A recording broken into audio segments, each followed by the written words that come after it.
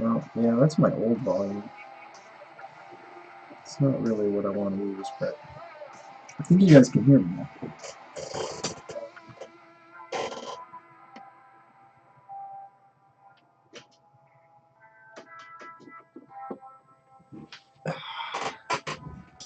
Did my camera go out? Yes, it did. Okay, so I gotta see if my other one's working now.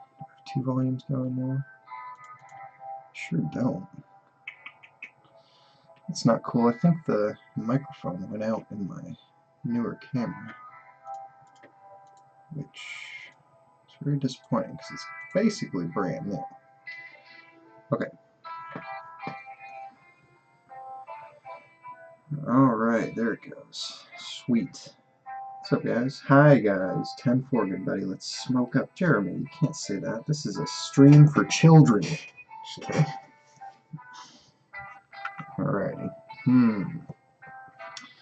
So, let's see. I've never done a Boba Fett. He's got kind of a brownish red, doesn't he, to his face helmet there. His facial region. Any of my pins ready. What's a dark green pen? Why do you have to raise whiskey? Is there anyone in here who doesn't do illegal? Well, I guess it's probably legal wherever you are nowadays. I mean, coffee's a drug too, so it is what it is, you know. Okay. Let's see that way.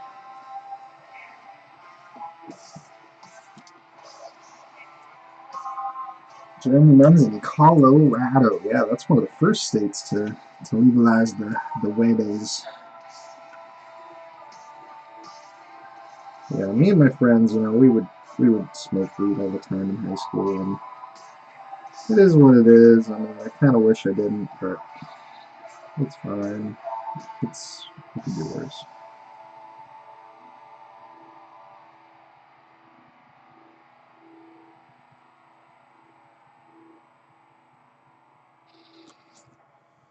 Any new desk remarks? You know, actually, I do have a new desk remark, but it's on the front. I can't tell what the camera is. It's on the front side of my desk right down here. It's a Carnage head. It looks really good. I don't know why I decided to put it down there, but I did. Just to torture you people, I guess. I could take a picture of it. Let's see. I could actually dislodge this camera. Let's do it because it's fun. I'm going to dislodge this camera real quick. Some people might get a little motion sick right here. I'm just going to pluck this right out of its stem. Move on right down here. Almost see it. It's at a real big angle, so it looks distorted, but you get the idea. You get it. Okay. Sorry to anyone who saw my PJs here. I got my Bob Ross sleeper pants, sweat PJ pants. Okay. I can confirm it's sweet AF. Oh, thank you. Alcoholic gavel, yeah. Sure. Need pictures, sorry, just fine. Yeah. Cool. I did just do that, I think, today. I haven't really done one lately, so.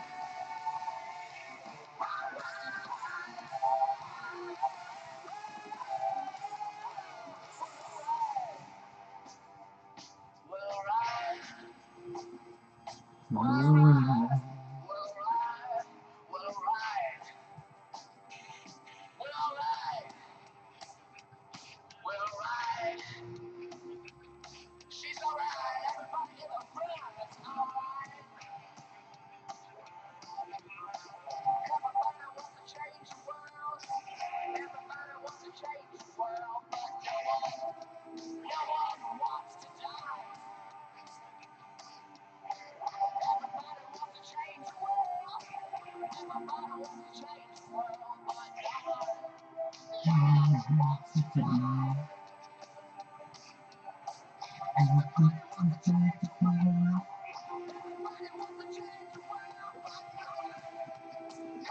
getting 2 different tape colors right now.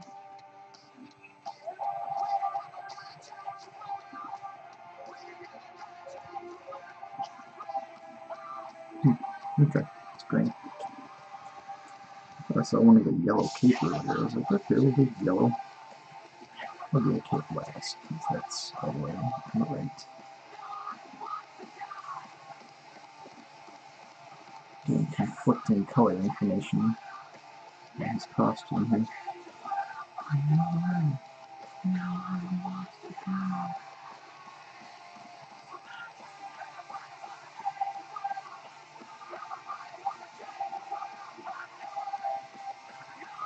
You know what? Actually, I should do the whites first. I wanted to get his helmet done first, just to be cool. We'll do that. We'll do his helmet first, just to be cool, so people can see his helmet. You have something to look at, something to ponder. Where's my brown pen? Where are my brown pants? That's a good joke.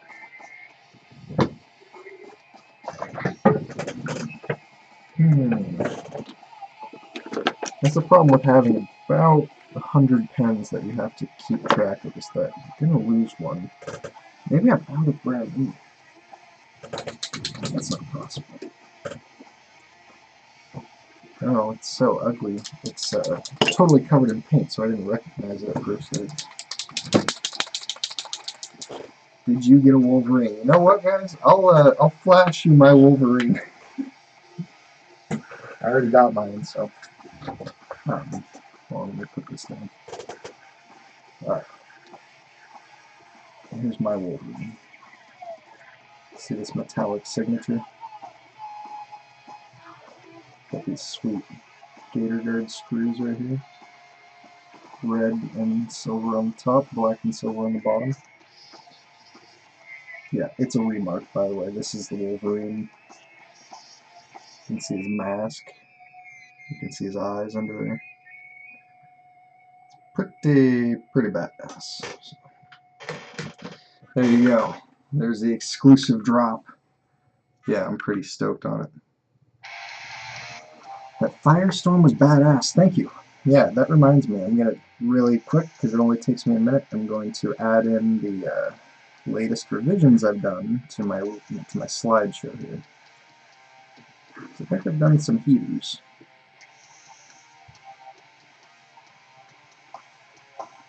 Let's see, the last one is 0401. Nice. Okay. I added the last 5 in there, so now you got more revisions to look at. Strowman says, sure. No surprise, you got one already considering. I was there when they were being signed, so yeah, it was convenient for me to just take it in my hands and walk away. I'm just kidding. No, that's basically the equivalent of my Spawner Man. Like, that's my tour to remark.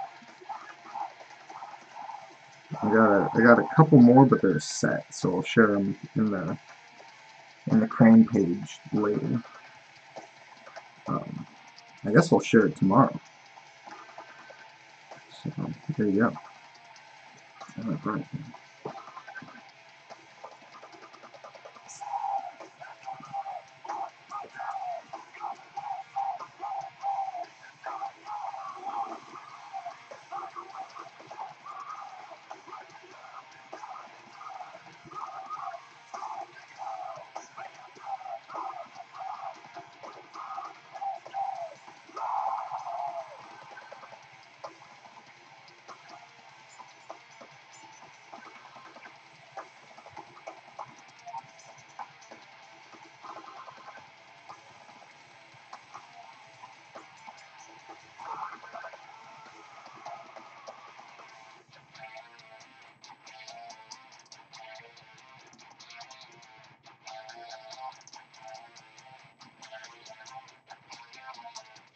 See, I'm doing it again.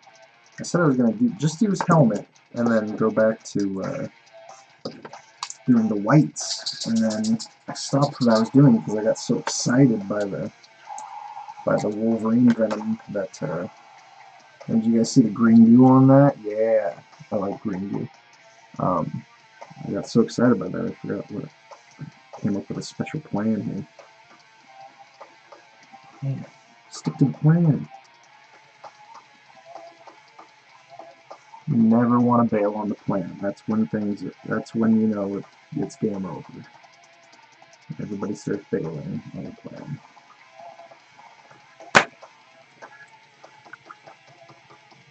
My idea is if I lay down brown, I'm just testing ideas right now as we speak. If you lay down brown and then do red over top, you'll get that nice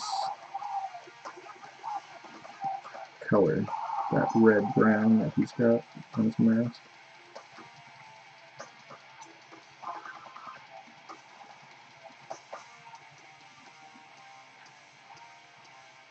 Yeah, so I guess you guys couldn't hear me at the beginning, but I haven't strummed for a while. I haven't Christopher Strumland in a while.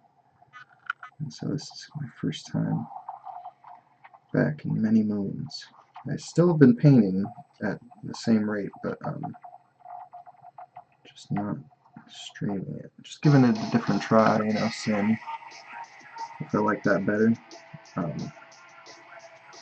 And it's alright. I mean, it's better, but I can tolerate a stream once in a while. What I mean by that is, it's probably best not to stream, honestly. A little bit of stream here and there is fun, but it adds a little bit of undue stress to the situation. Like, it's not stressful, it's just exhausting. Like, it takes more energy. This helmet's looking good as shit. Good as heck. Oof, excuse me everybody, I'm sorry. Just cursed. I got one, scored the Infinity Signature. It is my first. Nice.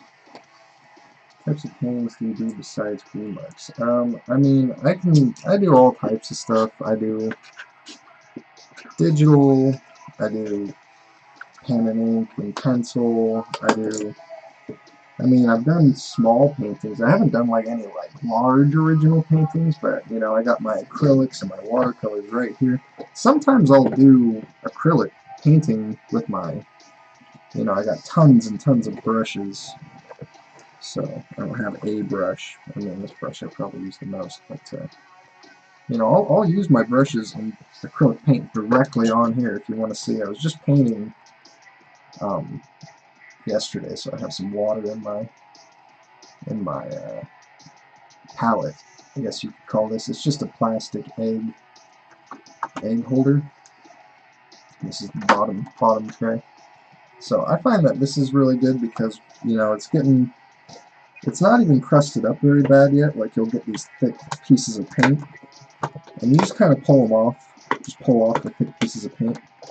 And if you can't do that, you know, just start using a different egg container, a different egg hole, as I call them. And then once your whole thing is useless, throw it in the garbage can and get another one. So it's pretty good.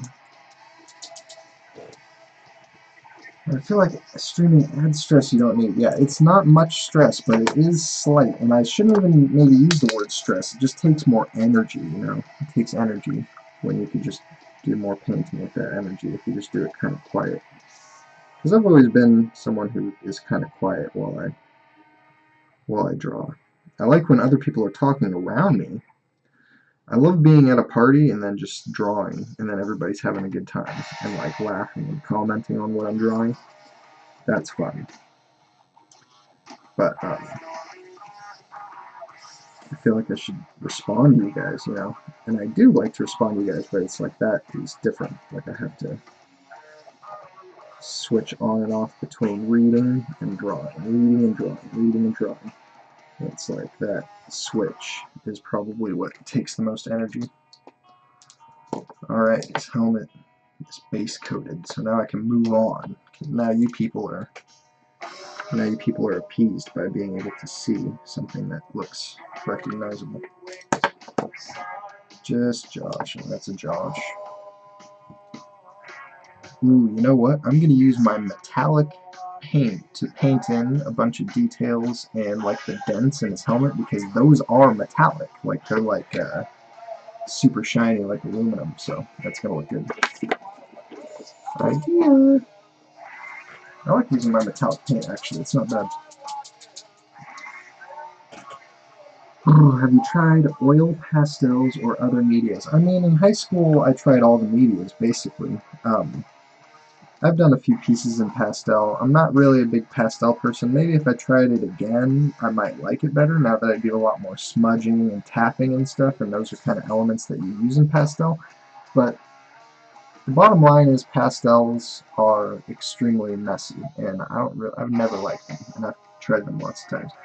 Uh, Oil paint or oil pastels, I'm not sure what an oil pastel is, just the one that's really caked on there, right? But oil paint, I think I have oil paints right here, and I've yet to get into them because I don't really want to try to learn. I don't want to deal with that right now. But yeah, I do a lot of digital painting. It's probably my next most, because people will pay for like digital commissions and like original commissions, and that's really all people want to pay for at this point. They don't want my, I mean, they do want pencils and ink and stuff, but they just don't make as much money.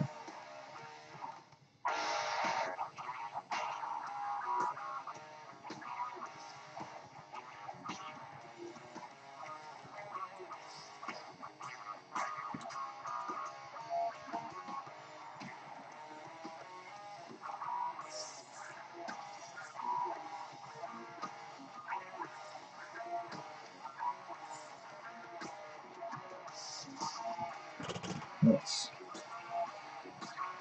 Kevin Eastman was on earlier. They had to cut it short due to technical difficulties with Tom Waltz. Oh, I love Kevin Eastman. I don't know who Tom Waltz is, though.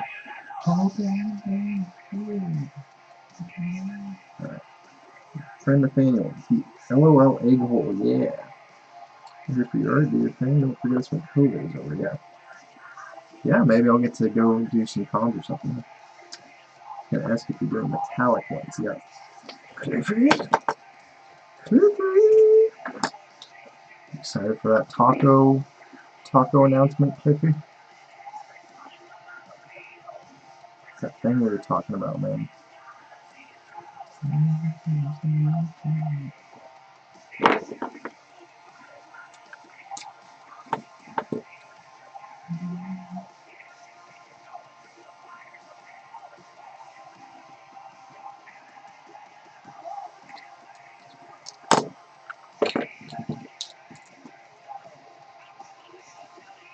He helps write TMNT for IDW. Ah, gotcha. Well, that makes sense, doesn't it?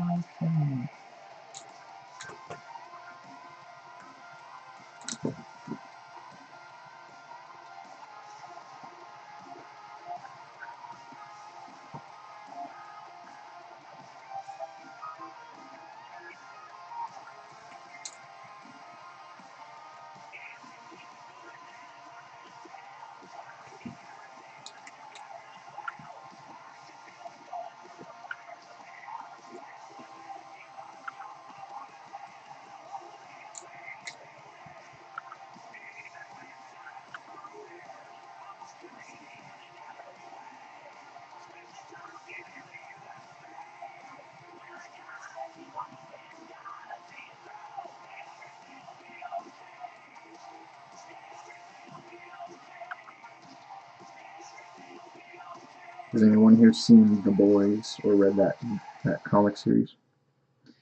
It's not bad. I watched a video on The Boys and it explained the comics to me, and then I watched the show with me wife. I thought it was alright. I think my wife likes it a lot, but I thought it was alright.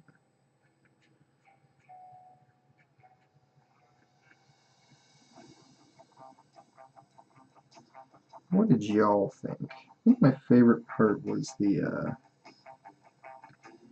was Homelander. He was probably my favorite part of the show. I thought his actor was good, and his character was interesting. And that's about it. Everybody else was kind of moot.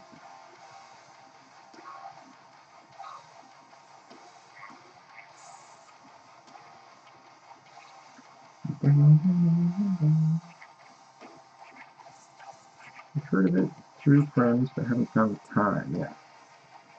Yeah, it's decent actually. Because it's got like the story is good enough, but it's hard to even put your finger on what's good about it. It's just kind of different. It's definitely different in a good way. So that's my review. It's alright. It's alright.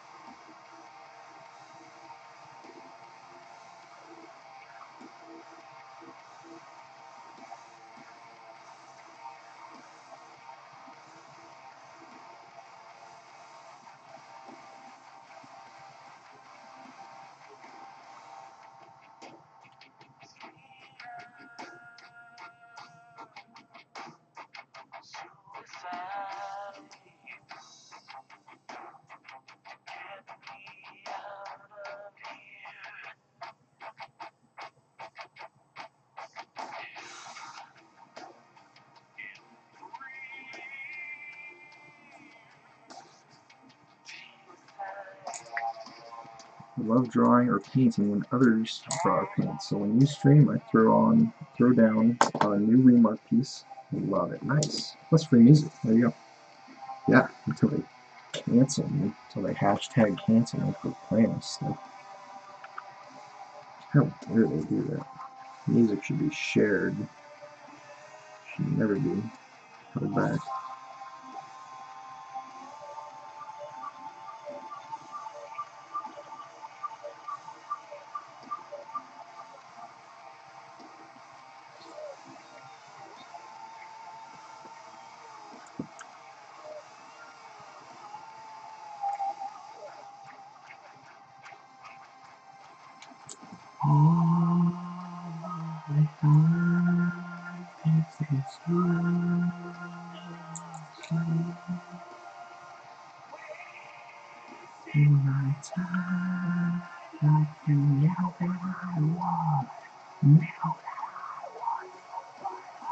Man, friend Nathaniel has a sweet remark, two sweet remarks coming to me actually. He's been letting me in on. I don't know if you shared them with anyone else yet, but you've been showing me progress pics on the latest one. It's fucking awesome, man. Very good job. I already know where I'm gonna put it on the wall.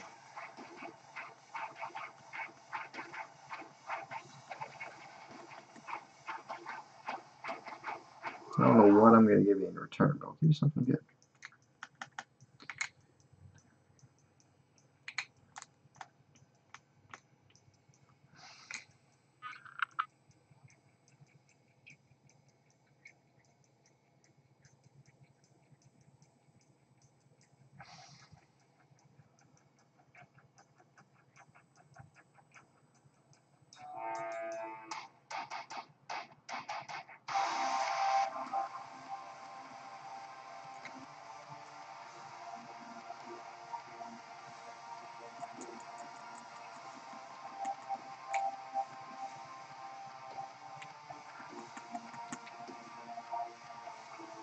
Thank you very much. Inspired by Johnston himself. Thanks, man. Napster for life, yes. LOL. I mean, I agree with that sentiment a little bit. You know, as long as they're, um, you know, I think that big bands get enough money. You know, it's more about like people who are small time who really need like a little bit of money. You know, It's like they're gonna get their money from all kinds of stuff, mostly concerts. But if I like your stuff, I'll pay for it. But I'm not gonna pay you before I hear it. You know what I'm saying? It's like, unless I agree to it. But probably not. I got plenty of music that I've already got that I like. I'm also not a big music guy, so some people have a huge music budget, and I totally get that. But I'm not into paying for digital music. If I like your music, I will go and get like a nice vinyl or something.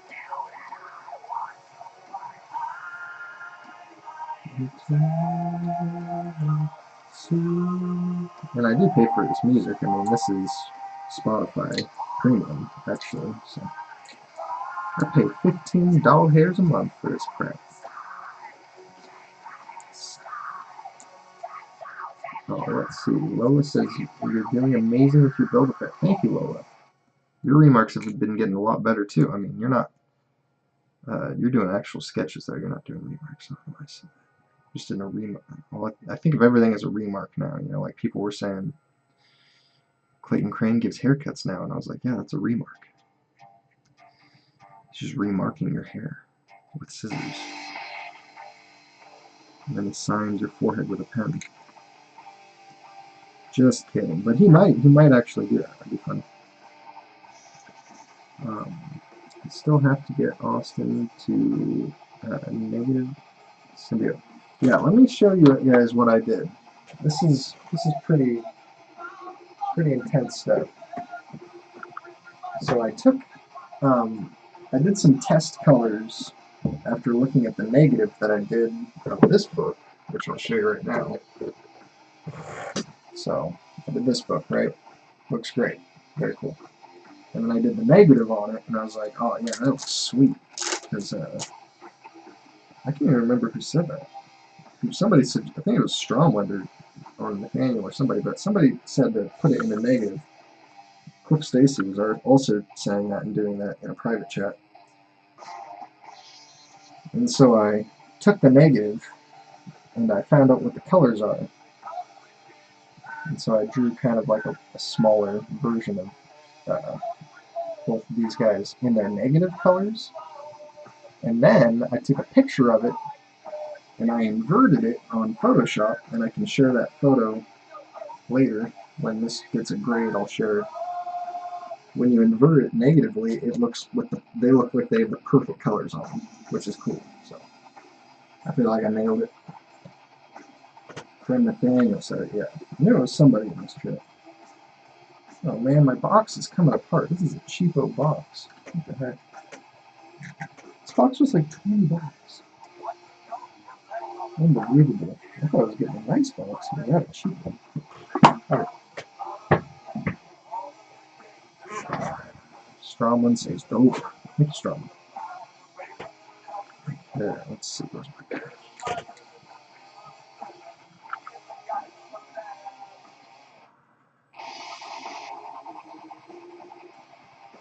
Yeah, pretty sure that book's gonna get a 9. I never really know, but they've been nice to me lately. I'm like 9/8 in a row. Come on, man. I feel like they're just trying to make me happy at this point. Like, really? None of those were a 9/6? It's wicked. I'm not gonna argue.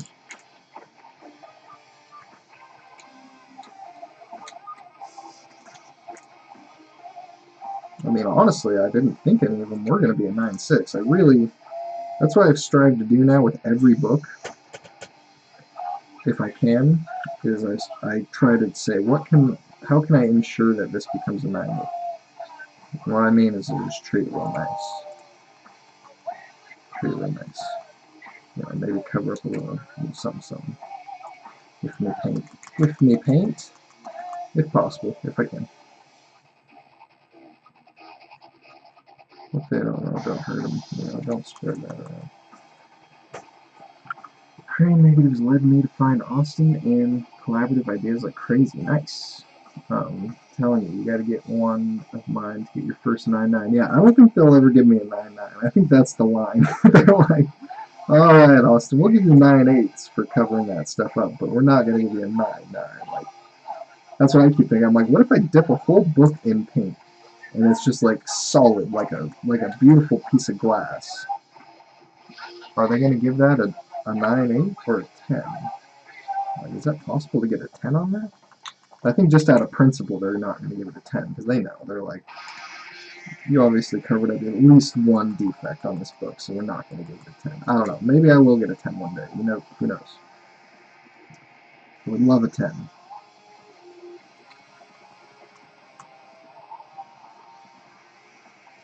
I am hoping for a 9.9 or a 10 on my last Ronin book that I got from Barton.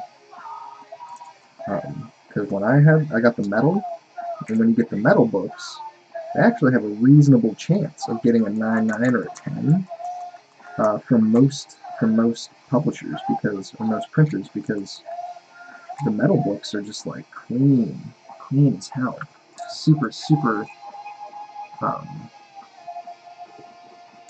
super sharp edges and perfect. Like there's no because their covers are literally made of metal, so there's like no a lot of the issues that these books have. They don't have those issues. Maybe I'll get a 9.9 or a 10 on that last Ronin 1 metal cover. Had a funny idea. Had a funny Jedi idea. Use the Force to turn your enemy's lightsaber off on them. That's awesome. Yeah, I don't see why that wouldn't work. You just have to press a button, right? Yeah, none of that makes any sense because you could just like there's all that delicate wiring inside of the lightsaber, so you could just crush some of the wires, you know, using the Force. Makes no sense. I chatted with him on Instagram when Bartling was live. Said so far he's heard nothing on doing a number 3. Oh man, we were hoping for a number 3, but I don't think it's just that easy. Like the shops have to jump through a lot of hoops, and I think they also have to get kind of lucky to get the covers that they want. I'm actually not 100% on how that system works. I imagine it's like a bid, like an auction, or like you bid on the covers. So I don't know. I honestly don't know how it works. But I know it's not just you get whatever cover you want. In terms of line breakers, that is.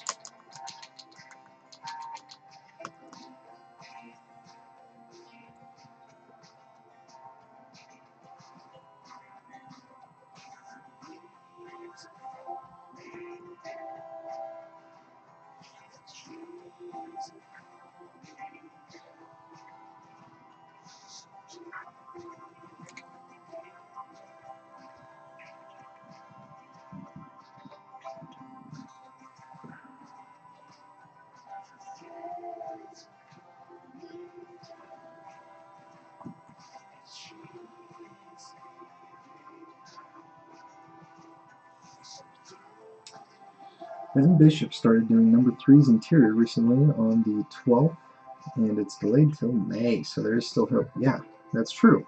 That's true, because there's so much time that they could still get them on there. Rose says, what are you using to color Boba Fett in? I'm using a larger... I was gifted... somebody sent me some pens in the mail, which I really appreciate. Everybody send me these pens. Any size.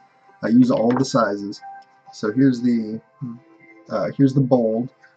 This is like a brush, and this is the Sharpie oil-based paint pens. And there you go, Sharpie oil-based bold point, white. And then this is a medium point. The medium points are pretty thick. I like them actually. They're really not bad because they have a somewhat pointed tip and they have lots and lots of paint. Then there's fine points. This is a pink one, and it's got a slightly finer tip. And most of the colors, like these only come in 5 colors. These big ones, black, white, red, yellow, and blue, I think. And these come in almost every color. And then there's even another type of pen. There's an extra fine. So this is the extra fine, and this is the smallest one. So you're going to want to try out all of them and see which one you like the most. It's still blurred, but it says extra fine there. And then the pen tip, I'm trying to get it to register. Okay. The pen tip is just really thin, very small, so it's more like a needle. So this is kind of my bigger one. I'm just kind of base coating, you know, getting my first layer in there. We're talking about layers. And when you paint on Photoshop, which I'm sure you're going to do at some point, Lola, because that's just kind of the new style. It's not a style, it looks great. It's just a new technology. It's like a new, everybody's going to be doing it soon. I think most people are. But when you're working on Photoshop or other programs like Photoshop, when you're painting digitally using a tablet on your computer, you will also be painting in layers. So it's very important to learn about layering and base coats, and from base coat you can really go anywhere you want. Artists have different techniques depending on their medium, but really you can, any technique that you discover will work. Like Clayton develops new techniques all the time using traditional mediums like acrylic or oil, or even he uses airbrush a lot. He will mix digital and traditional sometimes, believe it or not, because he'll just take something that he painted digitally, print it out on a piece of paper that he can paint on, and then keep painting it. So that's really cool. So you can figure out all kinds of different styles. Willis says, thank you, you're welcome.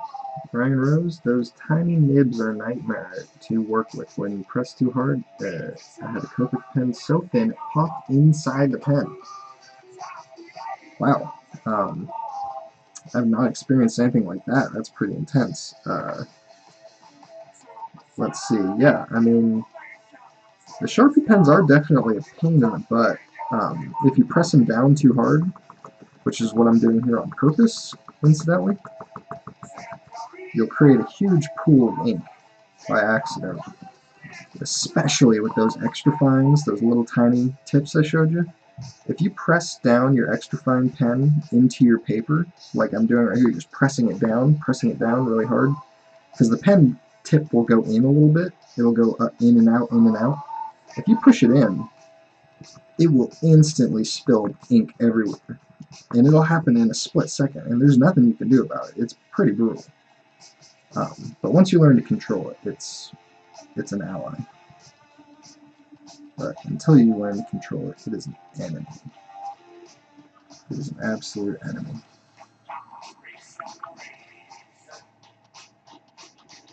What I'm doing right now is I'm covering up part of his cape because it's actually too big. Your cape is too big, Boba Fett. What I'm going to do later is probably just cover the entire background in white paint because it's already white, and I want my paint to blend in with the background. So if it's all white, you're not even going to notice my paint because it's all my paint. And you're not going to notice that it's not my paint because it's all white. That's pressing too hard. It's like a white out pen more that way. You should angle it at about 35 degrees. It depends on what you're trying to do with it. There are so many nuances with these pens, and also depending on the type of pen you use. So like the extra fine points, actually, if your pen is clogged and you draw completely standing up like this, and then you draw with no angle at all, just perfect, I don't know what you call that, I guess 90 degrees on the paper, that will help unclog your pen, for instance. But yeah, if you push too hard, you're in for a world of hurt. But if you learn to control the push too hard, you can control it. You must learn to control the push.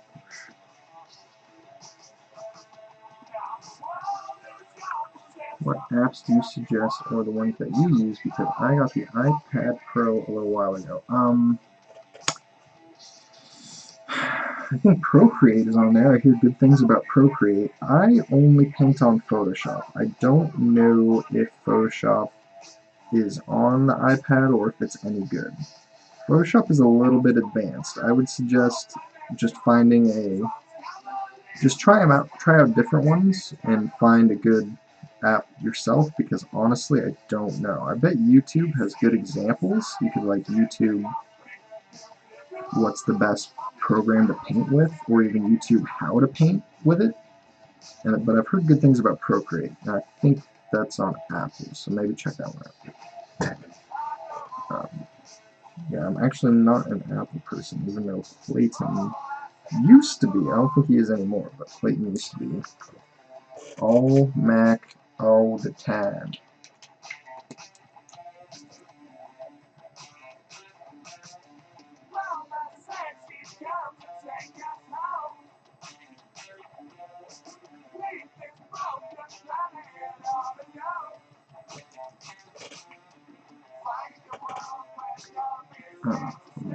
I'll even mix paints and pigments myself for desired look. Take finger press paint, finger press and diluted paint, then pat up the excess. Yeah, exactly. That's exactly what I do. You might like this. Austin Bartling has been saying he would like to try to do his art streaming on Twitch. Yeah. You know, me and Bartling, we talk. He's a really cool guy. He's a very, very nice guy. We ask each other questions and stuff. Photoshop is on the iPad. You can get a cheap Photoshop plan. I did it on my computer. The thing is, though, I know enough about iPads to tell you that the version of Photoshop that's on there for the iPad is probably not the Photoshop that I know. It might be better, it might be worse, it might be exactly the same. I just am pretty sure it's a different version. So it might have limited tools, limited capabilities, it might not work very good, but, and then I'll reiterate that Photoshop is kind of advanced. Like, it was pretty, I still learn new things about it all the time. I'll just put it that way. Okay, let's see. This is going to look good here. I haven't even really looked at what I'm doing too much. You know, you get in the groove. Yeah, it's going to look good. I'm glad that I'm just now realizing that. I'm like, you know what? I think this will look good. Just kidding. I knew it was going to look good. That's most of art, is you just have faith. I was just talking to Clayton about this the other day, and I tell other artists this all the time, you know, it's that when you're in the middle of it, and you're in the middle of drawing something or painting something, it's the worst it's going to look. Like right now, this is the worst it's going to look. It's base coats, it's bad. It's looks like unfinished, right? Obviously. That's fine. It's not going to look good until you're just basically putting the finishing touches on. So you have to hold your faith that whole time that this is going to pay off in the end. That it's going to be fine, it's going to look good. Just keep working on it. Whatever it is, just keep going. It'll look good. And if it doesn't, let it dry, erase it, try again. Go over it with another coat. That's why when I tell you I do 5 or more coats of paint, I do 5 coats minimum. Sometimes I'll do 6, 7, 8 coats of paint just because I need to do it again because it doesn't look right. Like that Edge of the Spider-Verse where I did Gwen Stacy's face. Gee whiz, that was hard, man. That took like 8 coats of paint. It still was, you know, I wish it would have looked a little bit better, but it was like getting to the point where I'm like, it looks good enough, and I need to move on. I need to get on to the next thing. So that's kind of something you gotta deal with as an artist too, is you gotta learn to move on. Another timeless piece of advice is that no piece of art is ever done. It's just whoever the artist was decided to give up on it after a while. They're like, alright, I'll move on. That's all art. All art is like that. Nothing's perfect, so just don't even worry about it.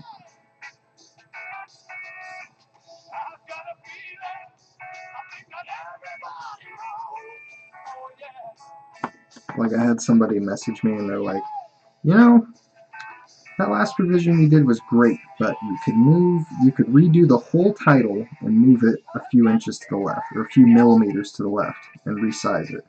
I was like, yes, you're right.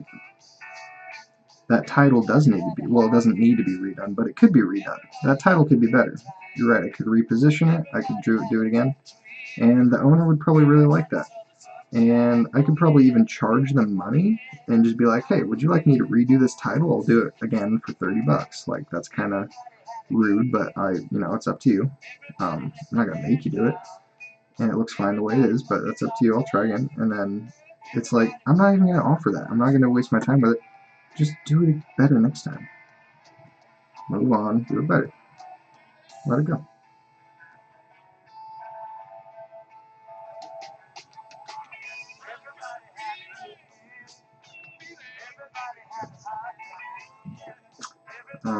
I don't know if better or worse. I got it so I can format my work in CMYK for printers. I need to learn it all over, right?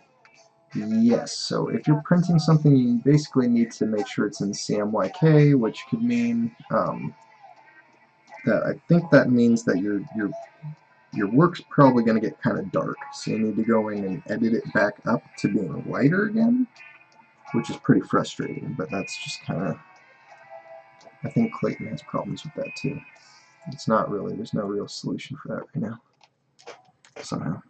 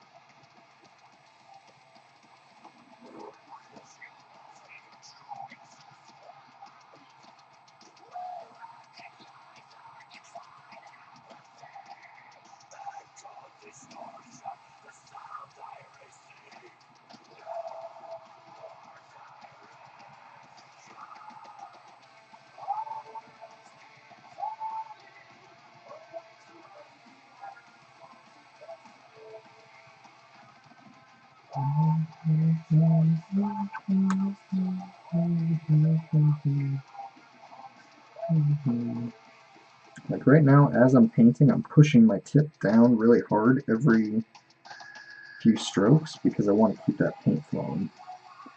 Because if you can control it, you can really get some nice thick paint laying down. I don't even have to go over that with another coat because that's so thick. That looks good. I do have to go over it with a light shadow and mid-tone layer, but I might be able to keep that to just 4 coats if I'm lucky. I'll probably go over it with a 5th coat because I'm going to have some dirt and holes. I might add some more dirt and holes. Let's add a little bit of black on this one first. Exactly. The RGB CMYK translation can be a big pain, but it's easier to tamper with it in Photoshop than other software I've tried. Ah, right. Yeah, I think I've heard that too. I'm about to experience that because I'm going to have to transfer my files, my print files into CMYK, I think. So I'm going to make some sweet prints.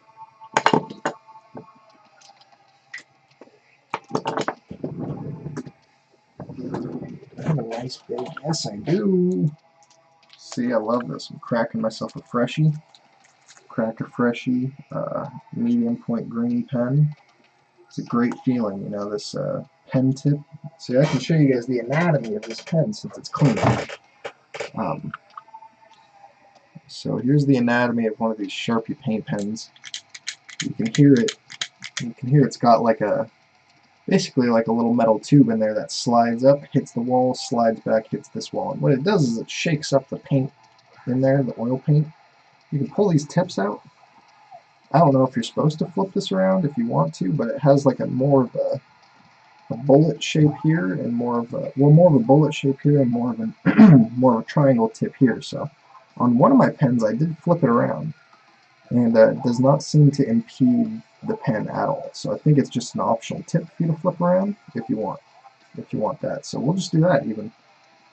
And what you do is you actually push it in, and I just heard it puff with air. So I broke the seal, and you just push it a couple times, put the lid on it, shake it for about 10 seconds.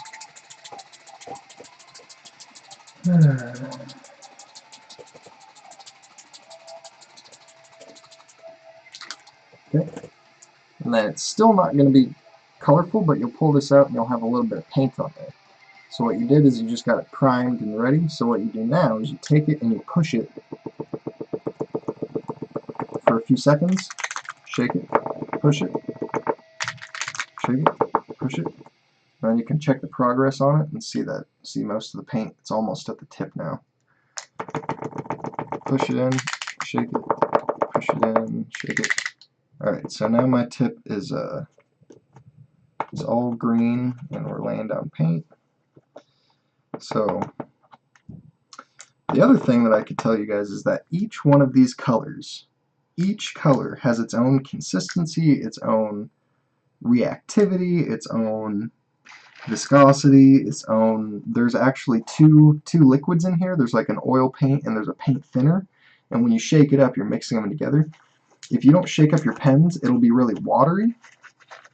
You're going to want to dry it off in a paper towel, dry off all that water. So there's like a paint thinner material in there. I don't know, I wash it out all the time and it doesn't really affect anything. So now what I'm going to do is I'm going to make a big mess in here and mix this black paint I laid down with this green. See if I can make a nice inside of the cape here for Boba. For Senor Boba. Senor Boba. I'll get my tap tap gradient going in there. Nice mixing the paint.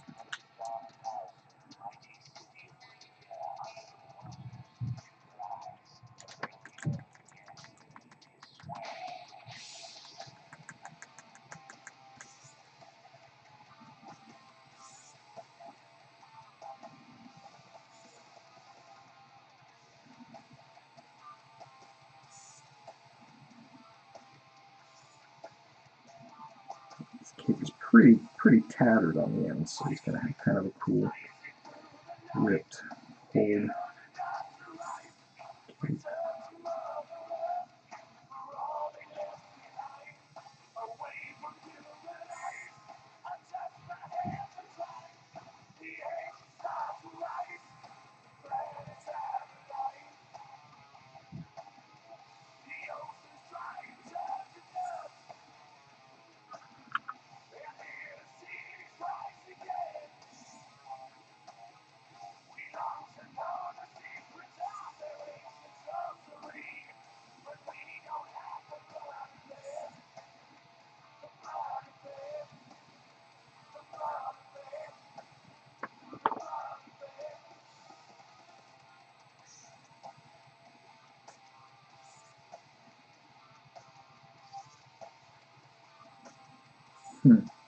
It's not how a cape would behave, though. That's something I do notice with artists sometimes, is that they'll have a disagreement with how they depict something, and I'll make a little bit of an adjustment. So we're going to make a bit of an adjustment here because the cape would be billowing really hard in order for there to be a blank space this big. So we'll bring the blank space down a little bit. This is the cape as it swings over, and then it wraps back about right there. So you'd have a much smoother shape is what you'd have. So it's a much smoother shape right there. Okay, that makes more sense. Because in order for me to render that, I'm gonna basically have a heart attack. I'm gonna be pissed off about it the whole time. So better to just bite the bullet and fix it. Unless it's something I can't fix, like for instance the anatomy on the Venom Lethal Protector. I'm talking about his side meat on the left side of the book. I don't get to correct that. Except for on the Null book, I did correct it, but every other book, I don't get to. It's not a right that I have as an American. It's me joking. I'm just joking, guys. I can do whatever the hell I want, but just the way that that book is structured does not allow for me to do whatever the hell I want. I don't get to do that.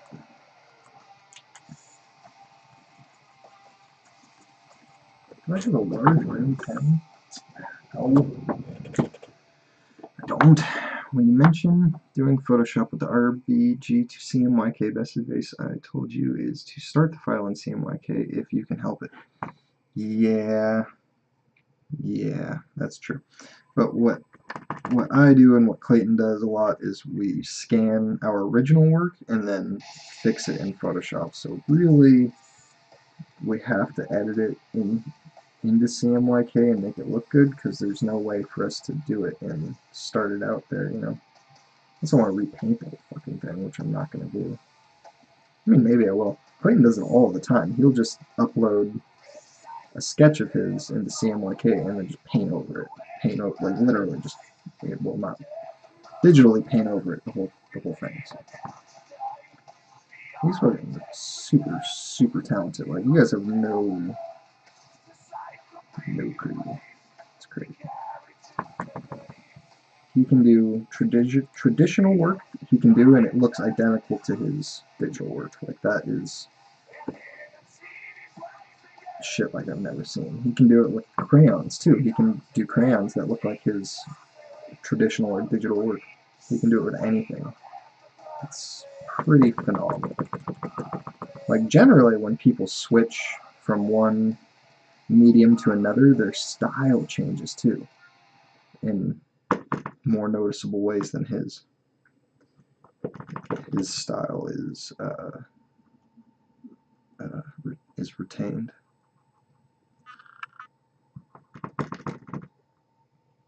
I'm really trying to get this thing out of there. Come on.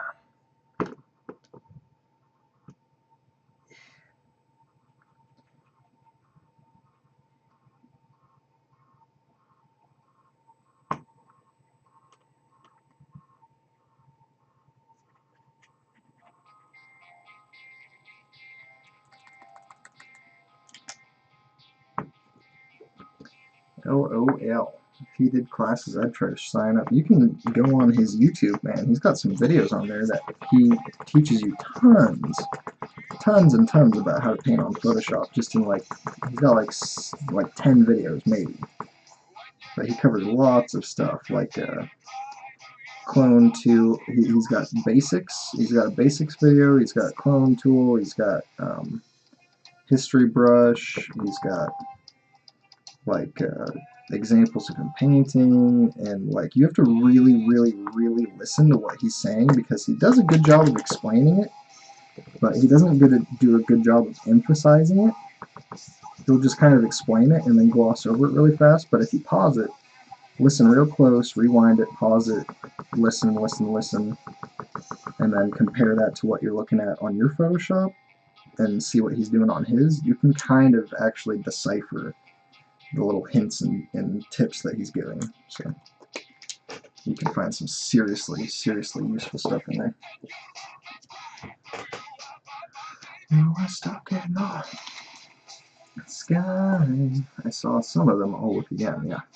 Take a peek. I watch them all the time. I've watched all of those videos. Sky.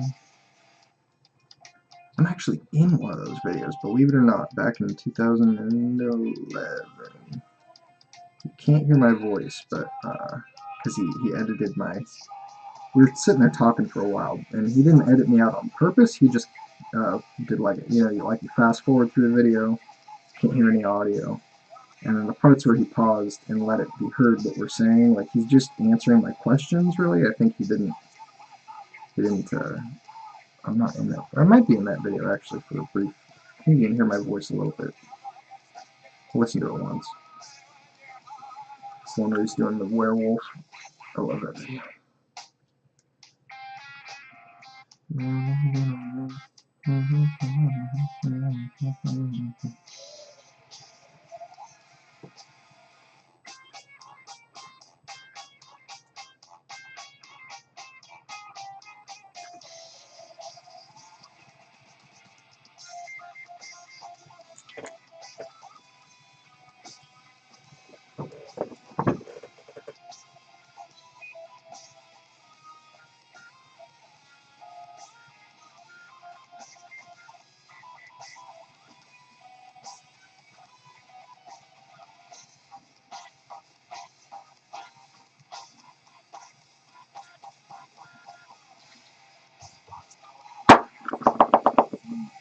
Don't you ever get stuck in the sky.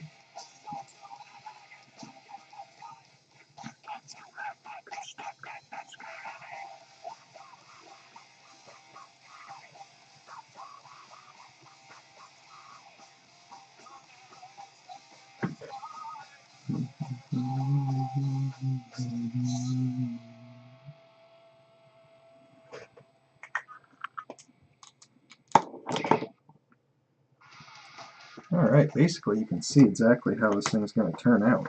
I'm going to put a pistol in his hand and then just kind of clean him up. And yeah, he's going to look good. Okay, let's see.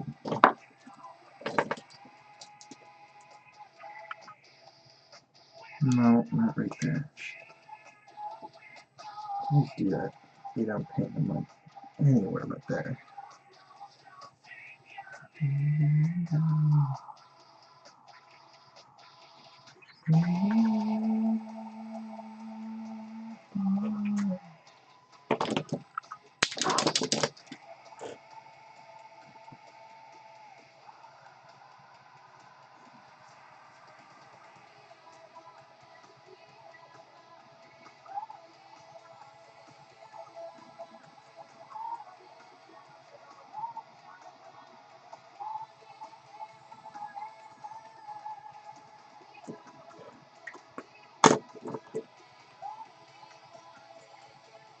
Have you ever written fan fiction stuff for fun?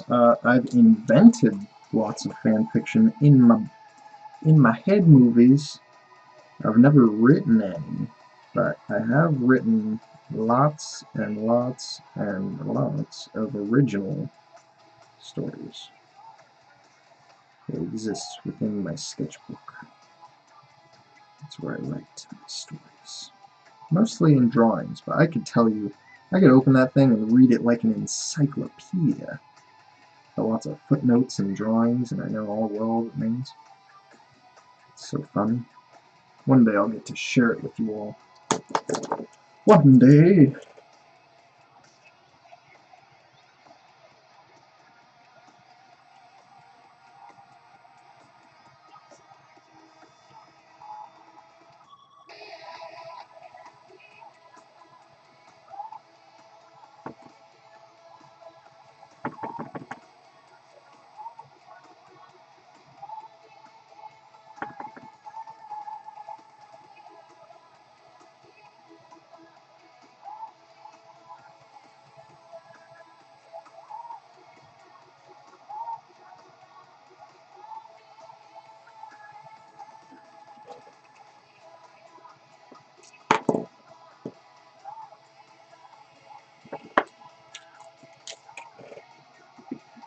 How about you, Brian Rose? Have you ever written fan fiction?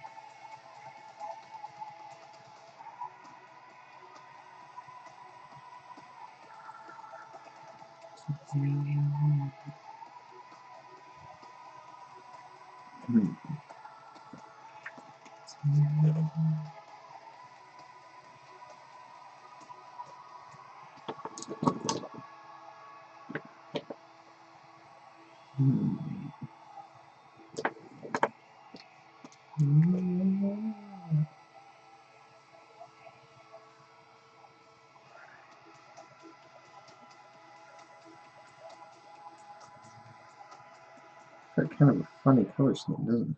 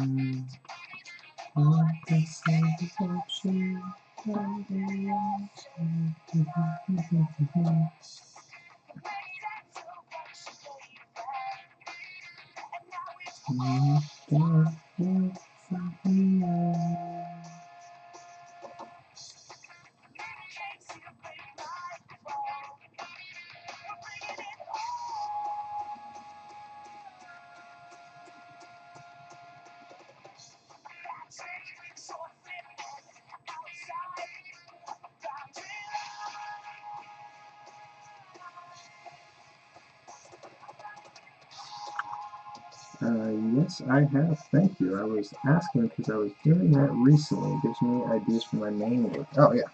Oh, no, yeah.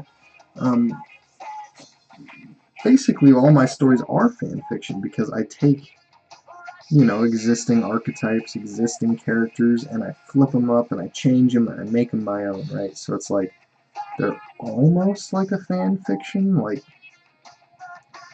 for instance, one of my characters is like Batman, but from another reality, but very similar to Batman, you know. But lots and lots of superheroes are like Batman, right?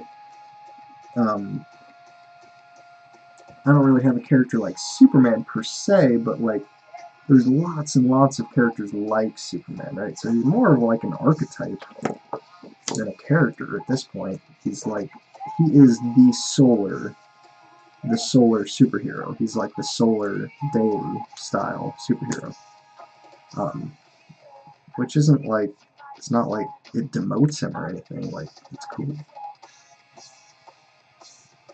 It comes from ancient stories, you know, like we've always had characters like Superman, they just get stronger, and they get stronger, and they get stronger.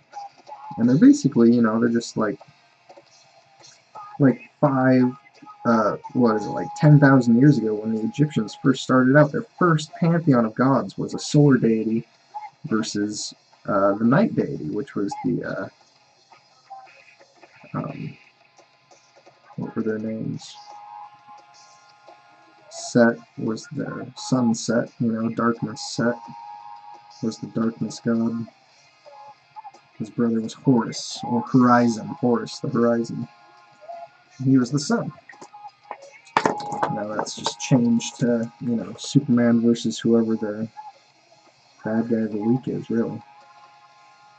And it was the same exact stories back then. The story was they would come back and fight every single day, which is what we like to see. We like to see them come out every Wednesday. We want to see a new fight between Superman and Doomsday, or Superman and Lex Luthor, or whatever. And it's like, if we could tolerate doing it every day, we would. And that's the thing about the sun, is that you don't have to tolerate it, it tolerates you. So.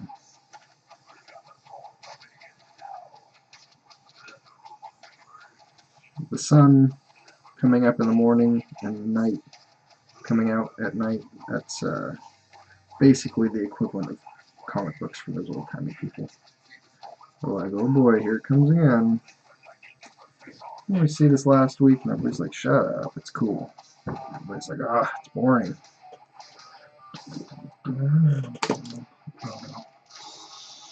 Set and Horus, yeah. Kal-El and Darkseid, right, yeah, Darkseid.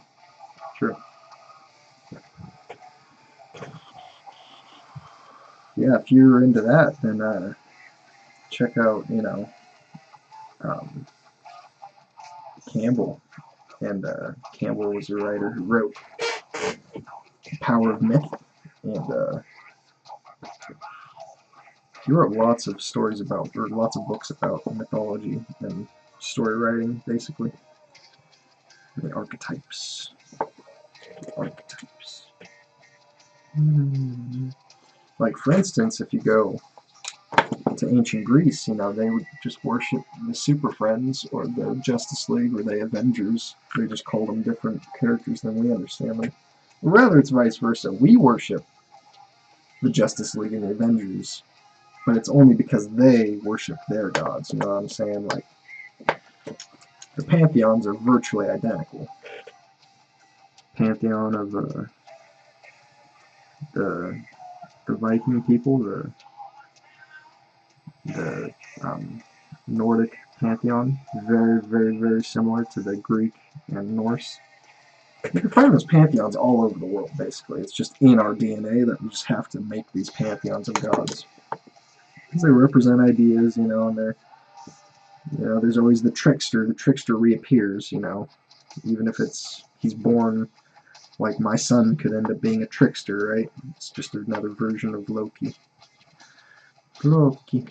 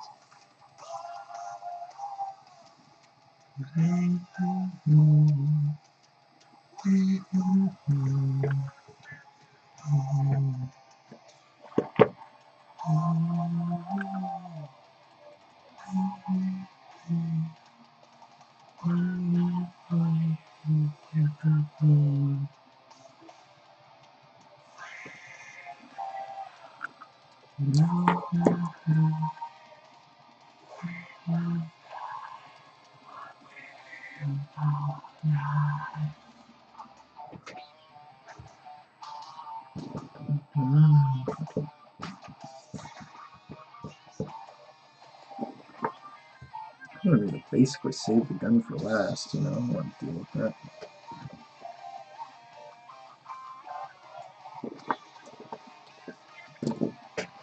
I don't want to deal with that thing. No, I want the gun to fit in with the rest of the image, so it's going to be basically the last thing I do. Oh, see, this is all wet. I can tell just by the consistency when it touches the page that this is wet with that paint thinner crap, so I gotta shake it up, put it in my paper towel here, I hold it with one hand just like this, and I just get that stuff out of there. My fan fiction was my original story crosses over with TMNT, nice, but that story is a version I made up after getting praises from Kevin Eastman, nice. Nice. Kevin Eastman is cool. He's one of the most successful comic guys ever. He's almost on Todd McFarlane's level. It's definitely up there.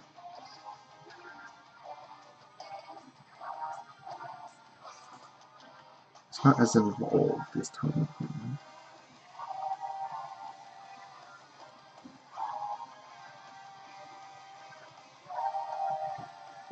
Okay, let's see. What's I about to do with this yellow? Oh yeah, Jip.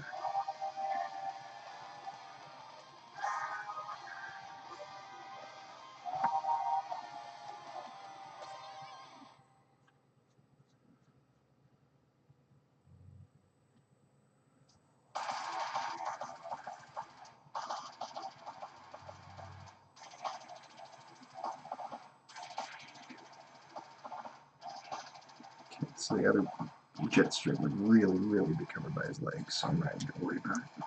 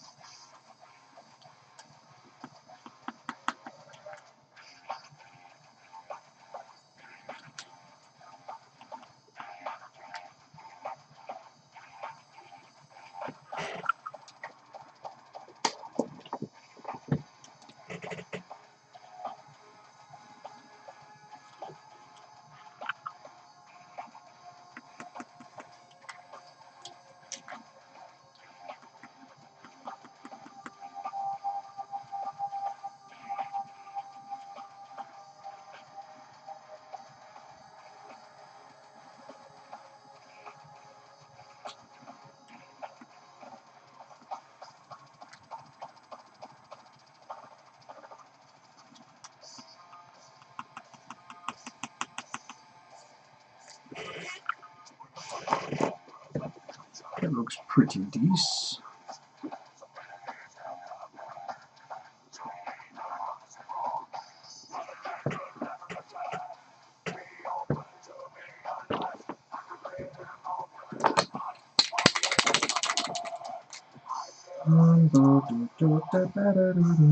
It probably has a jet cloud coming from the back. A jet cloud.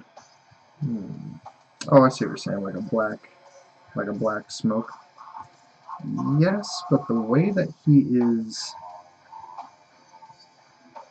is holding his position in the air means that he's just sitting there and he's like looking at something or he's thinking, and he's just sitting in one place in the air. Because if he was moving up, his cape would be shooting downward, right? Because the cape is affected by the wind. So whichever way the cape is going will indicate his position. So what he's doing is he's standing still. So I can't have a jet stream of smoke coming from down here. I can have the jet stream of fire shooting down because that's what's holding him up, right? What I could do is have the black smoke coming off of the fire, kind of making a billowing right here, and then going in the same direction as the cloak a little bit, and then the black smoke is going this way. So I could definitely work some of that in there. So you know what? I think that sounds good. Let's give it a go.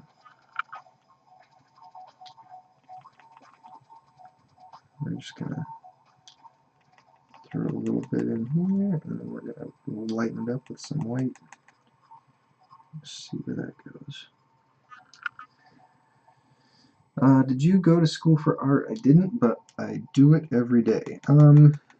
No. So I was about to go to an art school. It's like the Art Institute in Seattle back when I was just graduating high school, and I asked Clayton if I should go, and Clayton actually told me no. And I was like, what? I figured you'd say yes. And then he said no because there's a couple of things that'll happen if you go to art school. One is you owe them money. So that was a big thing, right? Because if you owe them money, then, you know, you're paying them to do all this stuff for you, yada yada, you're depending on them. Like, this kind of puts you in a bad position because now you need them really bad, and also you're indebted to them. It's not really something you want to do if you don't have to. So what he said was, if you go to school and you decide that you don't want to be an artist, then what you have done is just put yourself in a really bad position, because now you have to pay off school debt, and also you're not an artist, and also what if what they teach you isn't very good, and also what if you don't need it? And I was like, well, what do you mean? And he's like, well, what you could do is just get little jobs like what he did. He went to art school for 1 semester. He took some life drawing classes and then he split because he knew he didn't need it. And he said, you know, what you can do is get, you know, you can do a little bit of schooling if you want, but don't do anything crazy. And, you know, just go to some classes here and there. You can do some little free classes. Or not free classes, but little fees on classes. And if you can make some money doing little projects as a semi-pro, then you're putting in the same amount of time, you're just doing it yourself. You know, some people need to be in a classroom, I get that. You know, I think I've done pretty good without a classroom. I've taken lots of art classes in high school and stuff, you know, I mean, everybody does that stuff. But if you can just, like what I'm doing right now is exactly what he told me to do, which is get paid to practice. So what I'm doing is I'm practicing. And yeah, I'm doing like stuff that's good, and I'm finishing it and selling it, so it's not practice per se, but it is, because what I'm doing is I'm practicing for my next piece, whatever that next piece is. Just keep practicing, and if you can get paid to practice, then you're in like Flynn. Just keep practicing. So, Now I get to go to, this is me going to art school right now. This is it. So that's how you do it, according to Clayton. So yeah, that looks good. That little smoke right there, that looks good. Good idea. Might go over it, add a little bit more, maybe a tiny bit of smoke on this side because it should be kind of appearing a little bit more. A little bit down here maybe, something like that.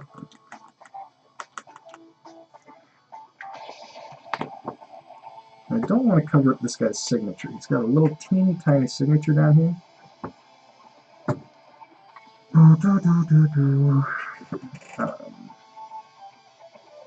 To do heat fumes, slight heat at the squiggle, slight heat the same squiggle, equal distance around the source of the flame. Oh, right, that's what you're saying.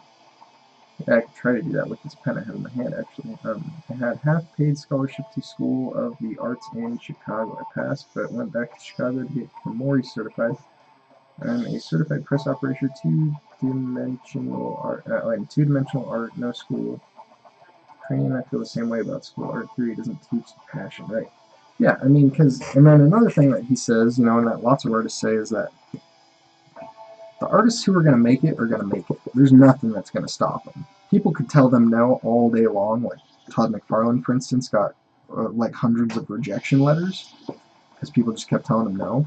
And he did not stop. And he is the single most successful comic guy ever.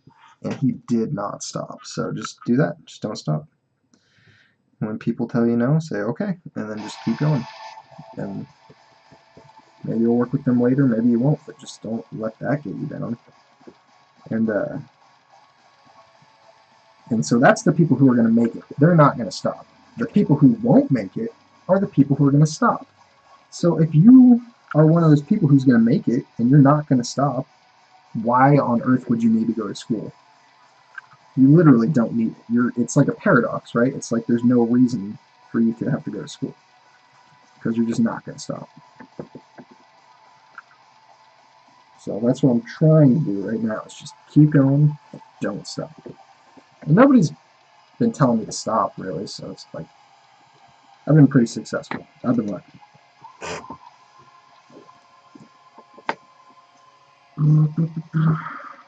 Let's see. Tracy says fire. Thank you, Tracy. It's techniques and experience that grow an artist. Yeah, absolutely. Brian says very nice. Thank you.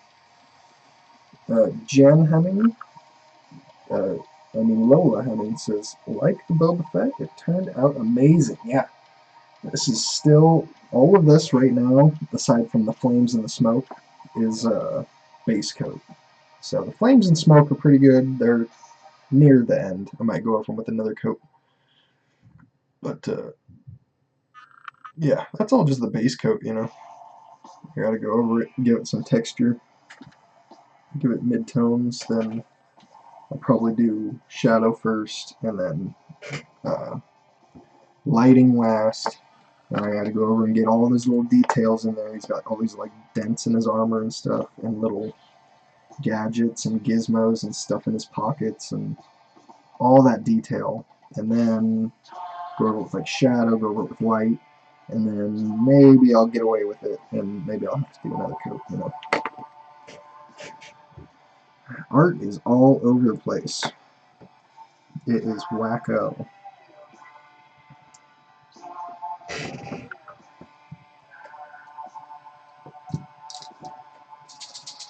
Nothing will stop us. That's right. You don't let it. I'm big into all arts, tattoo, graffiti, mural, sketches, paintings, everything. Yeah. Yeah, no, why not? Go for it. Who's gonna stop you? Not me.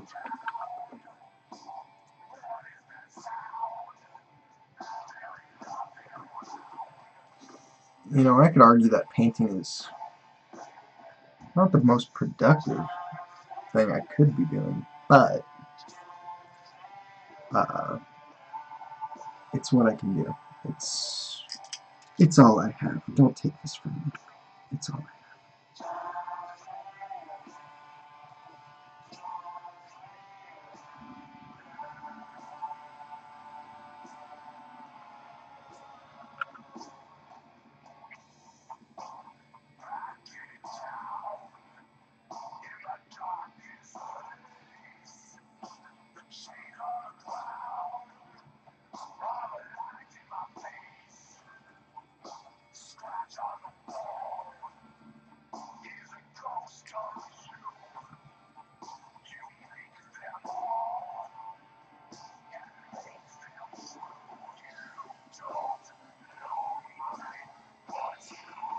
Yep, growing up, I was always a kid who just always was drawing, to the detriment of everything else. So at least it kind of paid off, I guess. So just gotta get lucky. You know, lucky is. I mean, I'm a very lucky person. I'm probably the last person to lecture people on how luck works, but I really agree with the whole it's preparation meets opportunity, right? Problem is, how do you put yourself in a position where you have lots of opportunity? That's the hardest part. But if you can recognize your opportunities that you have at your hand, because you do have opportunities where, depending on where you live and who you are and what you're doing, you have some kind of opportunity to make your life better. You just got to detect it. You got to notice it. And then you got to be ready.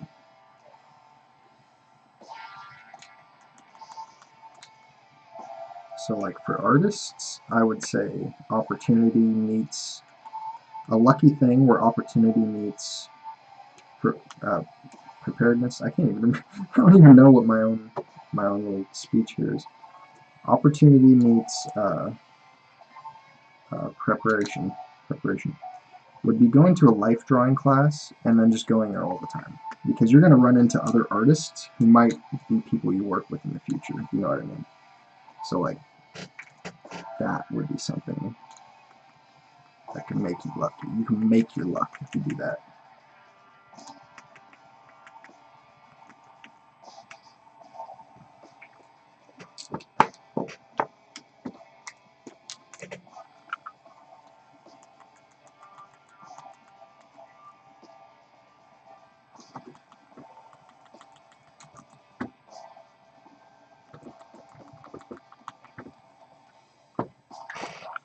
Smoke's pretty decent. Okay. TBH though, I think I'm done with my base coats, so I'm gonna take a Brizake and let this Drizzy. And then tomorrow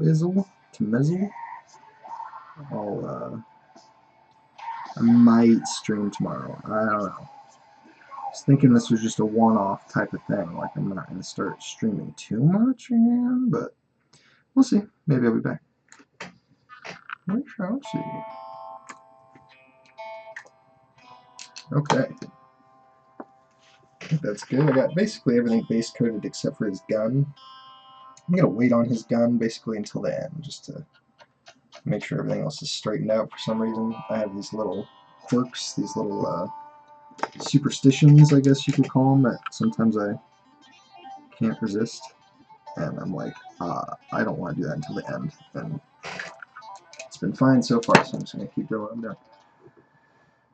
What friend says, you are the most kick-ass friend. Thank you, friend. You're a kick-ass friend, too. Also, your name is friend. Professionalism defines your personality. Thank you. Friendship and kindness is always the best trait for entrepreneurs and artists. I agree. I think that just be honest and be a good guy and work hard, and what else do you need? Friend says, my ultimate goal is to develop art that helps doctors diagnose mental issues to help others. What the front door are you talking about, friend? I don't know what that means, but that sounds good. That sounds amazing. Count me in. If they want to pay me to do that, I would definitely do that. That would be probably a better use of my time than just drawing Boba Fett 20 times. But yeah, no, for real, I want to know what that is. I have no idea what you're talking about.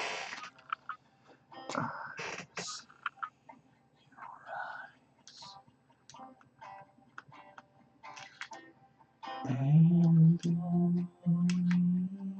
things seem to want to change. I speak of nothing.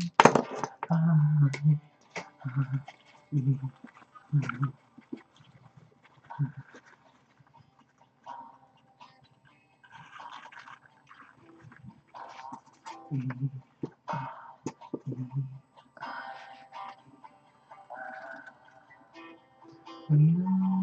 can understand something only we don't even understand. So how can this be love? E, E, I, E, I, E, I, E, me, I. I'm so in love with you. How could I ever be untrue? Like the clock test or colorblind test, but on a whole other level. Oh, okay, I see what you're saying. Clock test for dementia, like the Rorschach? Exactly. I don't know what you're talking about. Let me Google that. Clock test for dementia.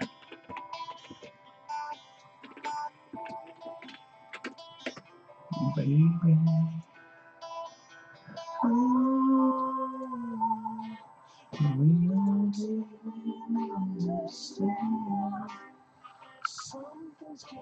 Oh, you just have them draw a clock face and watch them screw it up?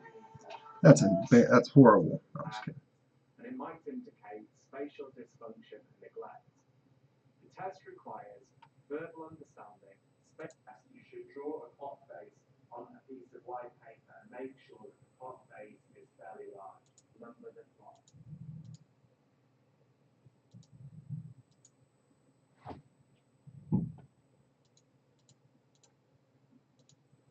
Position at 11.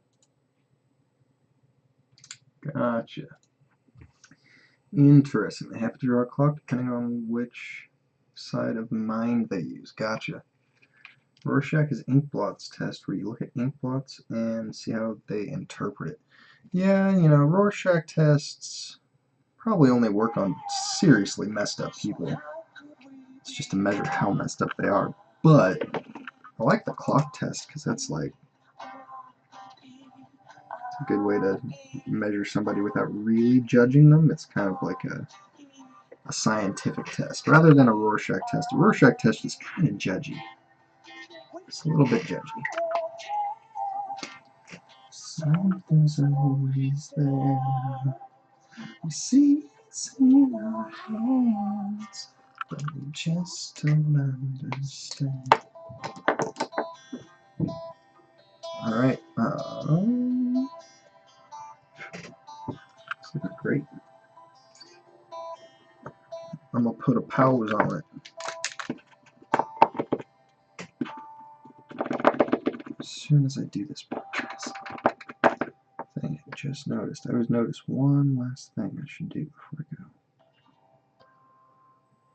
That's fine.